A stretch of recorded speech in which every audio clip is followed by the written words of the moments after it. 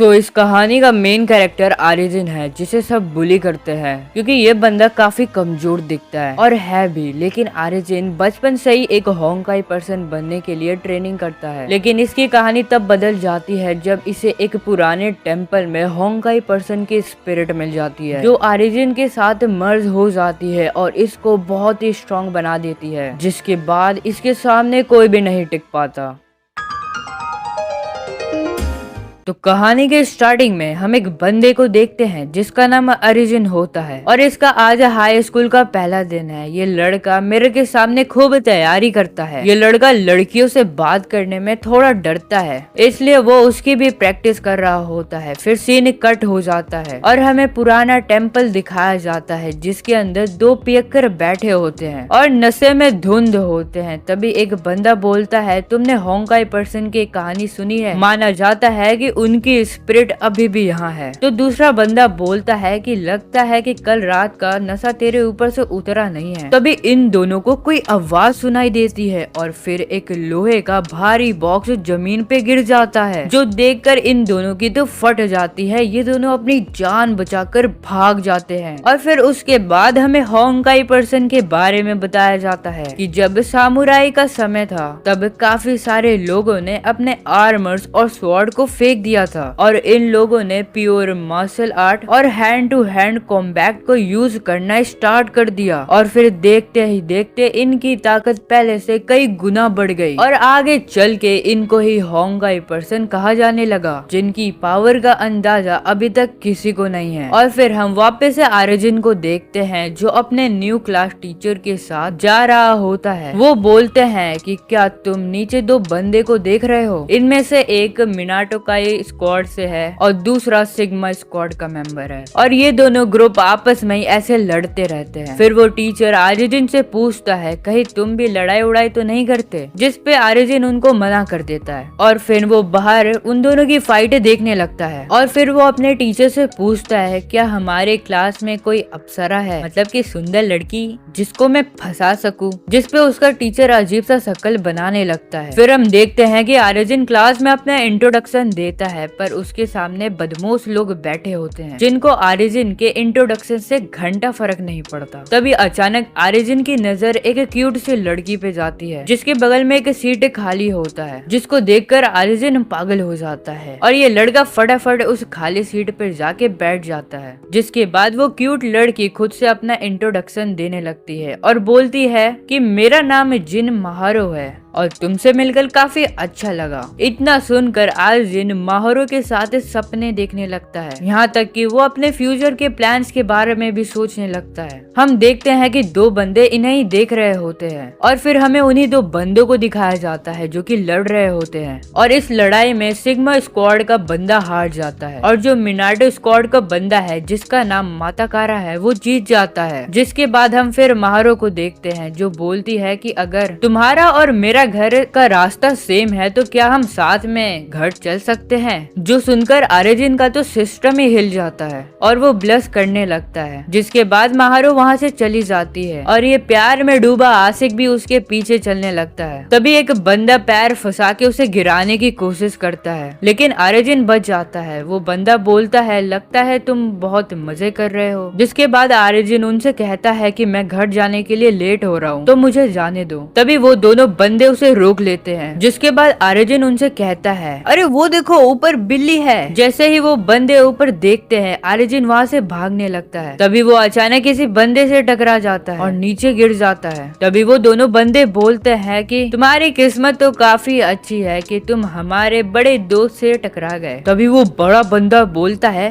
अरे आरिजिन तुम यहाँ पर। आरिजिन कंफ्यूज हो जाता है कि ये बंदा है कौन, पर जब वो बंदा अपना नाम बताता है तो आरिजिन को समझ आ जाता है कि ये है कौन। ये और कोई नहीं उसका बचपन का दोस्त है और ये दोनों एक साथ मिलकर होंकाई पर्सन बनने की ट्रेनिंग किया करते थे। और फिर हम माताकारा को देखते हैं जो काफी खुश होता है कि उसका बचपन का दोस्त उसके स्कूल में है। फिर वो अपने दोस्तों को बताने लगता है कि ये बंदा काफी स्ट्रॉन्ग है, इसकी फाइटिंग स्किल भी बहुत ही अच्छी है, जो सुनकर उन दोनों बंदों को यकीन नहीं होता कि ये पतला दुबला बंदा इतना स्ट्रांग है। फिर आर्यन वहाँ से जाने लगता है, पर माता कारा उसको रोककर उसको उसके साथ जाने को बोलता है, लेकिन आर्यन उसको मना कर देता है और वहाँ से चला जाता है और महारो को खोजने लगता है, पर वो लड़की कब का चली गई होती है। फिर सीन शिफ्ट होता है, आर्यन अपने रेस्टोरेंट में आ जाता है। तभी उसकी बहन उसके पास आ जाती है और बोलती है कि क्या तुम स्कूल में कोई क्यूट लड़की मिली, जिस पर आर्यन ब्लश करने लगता है, जो देखकर उसकी बहन समझ जाती है और खुश हो जाती है। फिर आर्यन अपने रेस्टोरेंट में काम करने लगता है। फिर सीन शिफ्ट होता है, हमें सिग्मा स्क्वाड का अड्डा दिखाया जाता है। फिर हम उनके लीडर को देखते हैं जिसका नाम मारितो है। फिर मारितो उस मोटू से बोलता है, तुम मिनाटो ग्रुप के बंदे से कैसे हार गए, जिसपे वो बंदा बोलता है कि जब वो माता कारा से हार गया तब उसने उसे थैंक्स बोला, जो उसको काफी अच्छा लगा। लेकिन तभी अचानक हम देखते हैं कि मारितो उसको एक जोर का किक मारता है और वो मोटू दूर जाके गिरता है। मारितो उससे बोलता है कि तुम सिग्मा स्क्वाड के ऊपर कलंक हो, लेकिन बर्गर काफी टेस्टी है। और फिर हम आर्यन को देखते हैं जो कि अपने बेड पर लेटा होता है और माता कारा के बारे में सोच रहा होता है। और फिर हमें एक फ्लैशबैक दिखाया जाता है जहाँ पर हाई स्कूल के बच्चे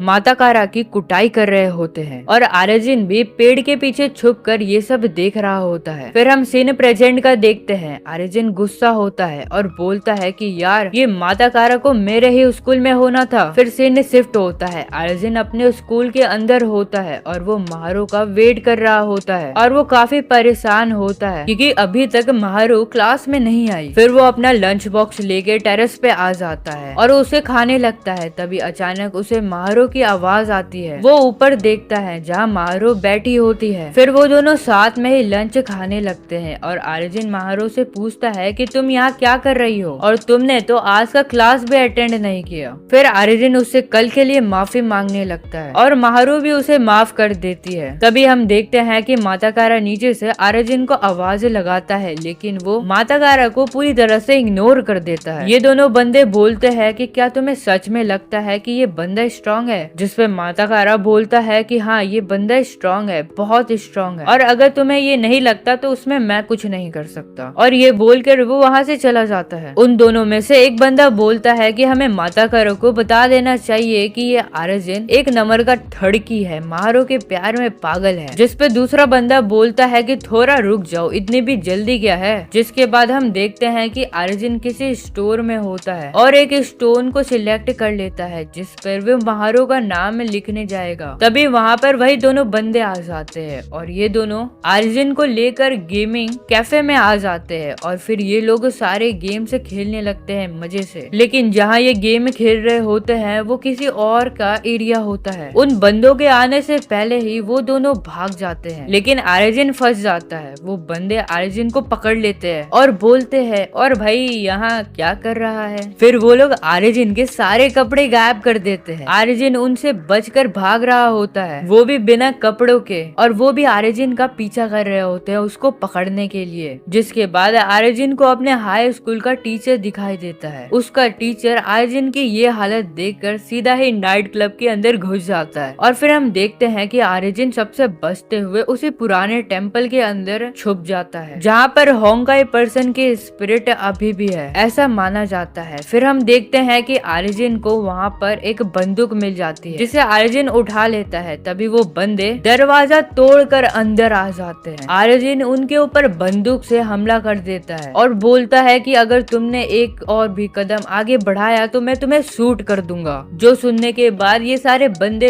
आर्यन को सीरियस में नहीं लेते और जोर जोर से हंसने लगते हैं। तभी अचानक आर्यन फायर कर देता है और गोली इधर उधर टकरा के सीधा उसी के सर में लग जाता है और आर्यन वहीं पे गिर जाता है, जो देखकर इन तीनों बंदों की फट जाती है। ये सोचते हैं कि ये लड़का टपक गया और वो सारे लोग डर जाते हैं और यहाँ से भाग जाते हैं। और फिर थोड़ी देर बाद हम देखते हैं कि आर्यन की आंखें खुलती है, वो उठकर बैठ जाता है और अपने सर पे लगे हुए बटन को जोर जोर से घुमाने लगता है। तभी उस जगह का माहौल बदलने लगता है, सारी लाइट टिमटिमाने लगती है। उसके सामने एक पिंक कलर का धुआं निकलने लगता है और हम देखते हैं वो धुआं एक टोर्नेडो बन जाता है जिसकी स्पीड इतनी होती है कि आसपास के सारे सामान उड़ने लगते हैं। तभी उसके सामने एक जिन प्रकट होता है और बोलता है कि तुम्हें धन चाहिए, दौलत चाहिए, पैसा चाहिए या फिर ताकत चाहिए, तुम्हें क्या चाहिए, मैं तुम्हें वो सब दिला सकता हूँ। तुम कुछ भी मांग सकते हो, मैं तुम्हारी एक इच्छा को पूरी कर सकता हूँ, क्योंकि मैं एक माँ जिन हूँ और मेरा नाम सेन्या है। जिसके बाद आर्जुन उससे पूछता है, क्या तुम सच में मेरी कोई भी एक इच्छा को पूरी कर सकते हो? जिसपे सेन्या बोलता है, मैं तुम्हारी कोई भी इच्छा को पूरी कर सकता हूँ, बस तुम मांगो तो सही। जिसपे आर्जुन बोलता है, क्या तुम मेरी वर्जिनिटी को लूज करवा दोगे? जो सुनने के बाद सेन्या कहता है कि अरे बुद्धू, तू तो लड़का है, तू तो ये खुद ही काम कर सकता है, कुछ और मांगो जैसे कि पैसा, ताकत। जिसके बाद हम देखते हैं कि आर्जुन अपने जिन को लेकर इधर उधर घूम रहा होता है और सभी से पूछ रहा होता है कि क्या तुम इस जिन को देख सकते हो, क्या तुम्हें ये दिखाई दे रहा है? जिसपे सब मना कर देते हैं। फिर सीन शिफ्ट होता है, हम वापस से माता गारा को देखते हैं जो कि आर्जुन के बारे में ही बातें कर रहा होता है और बताता है कि आर्जुन बहुत ही स्ट्रॉन्ग है, वो जानबूझकर बस फाइट को इग्नोर करता है। फिर हम जाबू को देखते हैं जिसको उसकी बातों पे बिल्कुल भी यकीन नहीं हो रहा होता है। हम वापस से आर्जुन को देखते हैं जो अभी सेन्या को अभी भी अपनी इमेजिनेशन समझ रहा होता है और उसके बारे में रिसर्च कर रहा होता है। फिर सीन पलटता है, हमें आर्जुन को देखते हैं जो इस स्टोन पर महारो का नाम लिख रहा होता है। जिसपे सेन्या उससे बोलता है कि तुम उसको लेटर भी तो दे सकते हो। जिसपे आर्जुन उसको कहानी किससे सुनाने लगता है, जो सुनकर सेन्या समझ नहीं पाता कि ये बंदा बोलना क्या चाहता है। फिर सीन पलटता है और आर्जुन अच्छे से तैयार होकर महारो से मिलने चला जाता है और उसका वेट कर रहा होता है और सेन्या को भी चुप रहने को बोल देता है। तभी वहाँ पे महारो भी आ जाती है। फिर वो आर्जुन से पूछती है कि क्या तुम अभी किसी से बात कर रहे थे? जिसपे आर्जुन बोलता है कि मैं किसी से बात नहीं कर रहा था, मैं खुद ही से बात कर रहा था। फिर वो दोनों बेंच पर बैठ जाते हैं और साथ में ही आइसक्रीम खा रहे होते हैं। तभी सेन्या उससे बोलता है, यार तुम इतना टाइम वेस्ट क्यों कर रहे हो, तुम सीधा उसे बोल दो ना। जिसके बाद महारो उससे बात करने लगती है। आर्जुन सोचता है कि यही मौका है अपने दिल की बात कहने की और जैसे ही वो उसे प्रपोज करने वाला होता है वैसे ही उसके पेट से आवाज आती है, जिसको सुनकर महारो उसे पूछती है, ये कैसी आवाज है, तुम्हारा पेट क्या खराब है?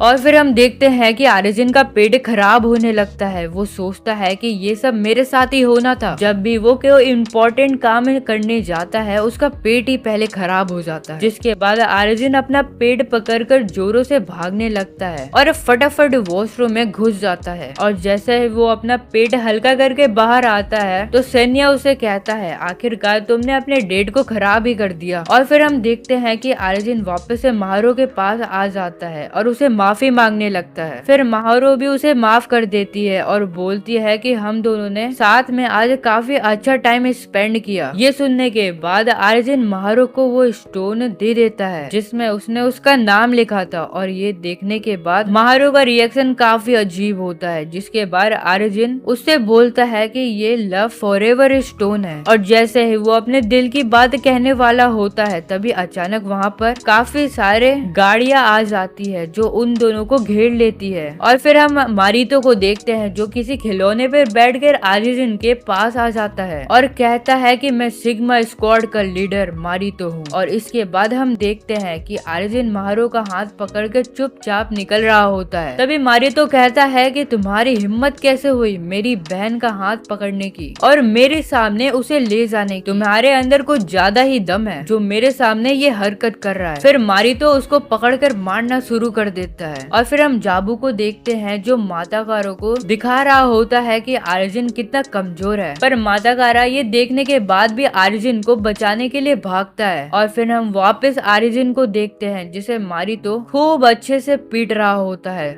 तभी सेन्या कहता है कि तुम भी शायद उन लोगों की तरह हो जो बिना कुछ मांगे ही मर जाएगा, मैं फालतू का ही यहाँ पे टाइम बर्बाद कर रहा था। जिसपे आर्जुन बोलता है, तुम्हें लगता है कि मैं इतनी आसानी से मर जाऊंगा? तभी सेन्या बोलता है, तुम मांगो, तुम्हें क्या चाहिए? जो सुनकर आर्जुन गुस्से से चिल्लाता है, मैं अपनी वर्जिनिटी लूज करना चाहता हूँ। और फिर वो जोरों से बुचीगिरी चिल्लाता और फिर सेन्या उसकी बॉडी के साथ मर्ज होने शुरू हो जाता है। फिर हम देखते हैं कि वो मारितो के लात को अपने हाथों से ही रोक देता है, वो भी बड़े ही आराम से। और वो सेन्या की पावर का यूज करता है और मारितो को एक जोर का पंच मारता है और वो पंच इतना पावरफुल होता है कि मारितो दूर जाके गिरता है और उसकी हालत बहुत ही खराब हो जाती है।